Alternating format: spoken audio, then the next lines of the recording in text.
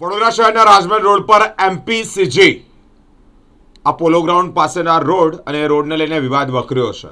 કેટલાક વિકાસના કામોના બાંધકામ અને બાંધકામને લઈને એક પ્રેસ નોટ રિલીઝ કરવામાં આવી છે. વડોદરાના રાજમહેલ રોડ પર આવેલી જાણીતી એમપીસીજી પોલો ક્લબ એટલે કે મહારાજા પ્રતાપસિંહ કોરોનેશન જીમખાના દ્વારા જમીન અને નિયમોના ઉલ્લંઘન મુદ્દે સત્તાવાર પ્રેસ નોટ જાહેર કરવામાં આવી છે, જેમાં ક્લબની માલિકીની અને લીઝ પર જમીન પર થઈ રહેલા વિકાસના કામો સામે ગંભીર વાંધાઓ રજૂ કરવામાં આવ્યા છે. એની અંદર આ તમને 3 નકશા છે. આ સિટી સર્વેનો મેપ છે, જેની અંદર તમે જોશો આપણે અહીંયા ઉભા છીએ, અહીંયા માર્ક કરેલું છે ને અહીંયા ઉભા છીએ. આ સ્ટ્રીટ લાઈન દેખાય, આ રોડ લાઈન મેપ છે જે કોર્પોરેશનમાંથી કઢાયો છે, અને આ સુપર ઇમ્પોઝ ડ્રોઈંગ છે જે સિટી સર્વે એ અમને કાઢીને આપ્યું છે. સેટેલાઇટથી બને છે આ ડ્રોઈંગ. આ તમે જે લાલ માર્ક દેખાય છે ને, આ લાલ માર્ક એટલે આ બિલ્ડિંગો અહીંયા બનેલા છે. આ અમારી જે લાઈન છે તે આ અહીંયાથી સ્ટ્રેટ લાઈન છે, અહીંયા જાય છે. તમે અહીંયા ઉભા રહેશો, આ સ્ટ્રેટ લાઈન પર અહીંયા ઉભા રહેશો તો તમને દેખાશે કે આ બધું અંદર આવી ગયું. આ અમારી બાઉન્ડ્રી છે, આ સ્ટ્રેટ લાઈન જે છે તે અમારી બાઉન્ડ્રી છે. આ સ્ટ્રેટ લાઈન દેખાય છે, બ્લેક લાઈન, આ લાઈન, આ લાઈન, આ સિટી સર્વેમાં લખેલું છે કાળી લાઈન વાળી જગ્યા 17 બીજા નંબર 17 1 માં જ છે. આ લાઈન એટલે આ કમ્પાઉન્ડ વોલની લાઈન છે. આપણે અહીંયા ઉભા છીએ, આ કમ્પાઉન્ડ વોલની લાઈન. હવે તમે અહીંયા રહીને ઉભા રહીને જુઓ તો શું દેખાય છે? આ લાઈન ક્યાં જાય છે? એટલે આ બધું અંદર આવી ગયું છે. આ જે 1964 માં એક લીઝ એગ્રીમેન્ટ થયું. આખી જે પોલો ક્લબ અત્યારે જે એમપીસી જીમખાના અને પાછળનું ગ્રાઉન્ડ છે એ આખી લેન્ડ ગવર્મેન્ટની છે, અને 999 વર્ષ માટે આ એમપીસી જીમખાનાને આ ક્લબના જગ્યા આપવામાં આવી છે. બેઝિકલી જોવા જઈએ તો આખી જે પોલો ક્લબની જે જગ્યા છે એની માલકી ગવર્મેન્ટની છે. આ જ્યારે ડિસ્પ્યુટ જે અત્યારે જે ચાલી રહ્યો છે એના માટે મેહુલભાઈ અને ભાવેશભાઈ બે જણે બહુ જ મહેનત કરી, અને જે જૂના રેકોર્ડ્સ હતા એ બધા રેકોર્ડ્સ મેળવ્યા. એ જોયા પછી આઈ બિંગ અ લોયર, લીગલ ફિલ્ડમાં છું એટલે મને થોડો ઘણો નોટ સિવિલનો નથી પણ થોડું બેઝિક નોલેજ હોય. અને at the end of the day જ્યારે કોર્ટમાંથી કેવું આવે કે ભાઈ આ જગ્યા એન્ક્રોચમેન્ટમાં થાય છે, ગવર્મેન્ટ કોઈ સ્ટેપ લે તો જે પબ્લિકના જે પૈસા છે, બરોડાના પબ્લિકના પૈસા, હાર્ડ મની, એ જે બિલ્ડરને મળ્યા હોય એ લોકો નુકસાન કરતા થવાના, એ લોકોને નુકસાન થવાનું છે, કારણ કે પબ્લિક આ પ્રોપર્ટી કરી છે. એના માટે તેને જ આપણે સ્કોલર બોલાવવામાં આવી છે. જે પ્રોપર્ટી અંગેના જે કોઈ આપના કોઈ ક્વેશ્ચન્સ કે હોય એ આપ પૂછી શકો છો. President Kaushik Bhai and his managing committee team, I extend a very warm and cordial welcome to all members of the press present here today. It's a common saying in Baroda that the press members have always seen the interest of the citizens of Baroda. They have always seen that the citizens of Baroda, no injustice is ever done to them. This managing committee had formed an asset committee in 2024 to safeguard the interest of the assets of MPC Gymkhana. Members વધતા ગયા.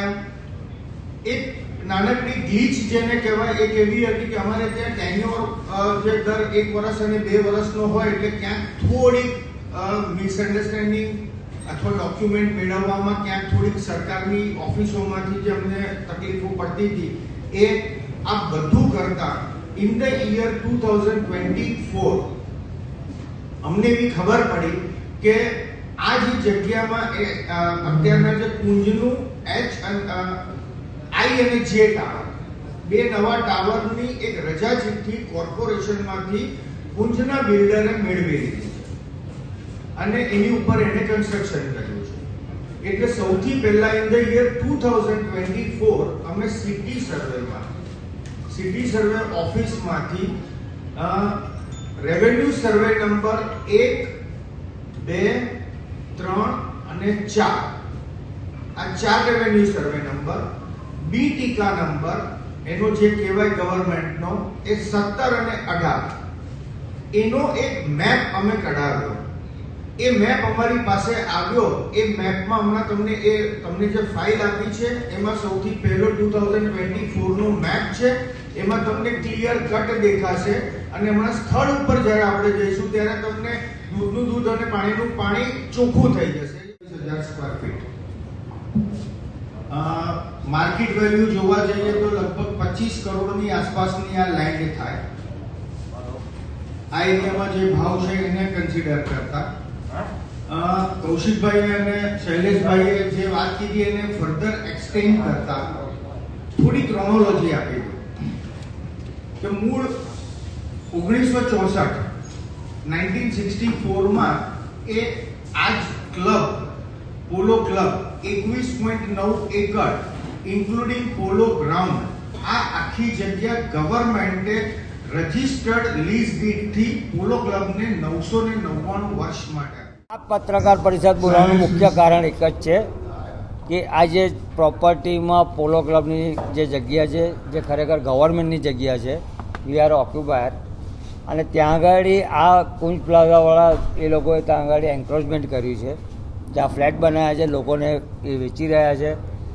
જ્યારે અમારી જોડે બધા papers આવ્યા અમને લાગ્યું કે આ એન્ક્રોચમેન્ટ થઈ રહ્યું છે તો બરોડાની પબ્લિકના પૈસા ખોટા બગડે નહીં આ પબ્લિક ઇન્ટરેસ્ટ માટે થઈને જ આ પ્રેસ કોન્ફરન્સ બોલાય છે કે જેથી મીડિયા દ્વારા લોકોને ખબર પડે કે આ જગ્યાના ડિસ્પ્યુટ ચાલે છે.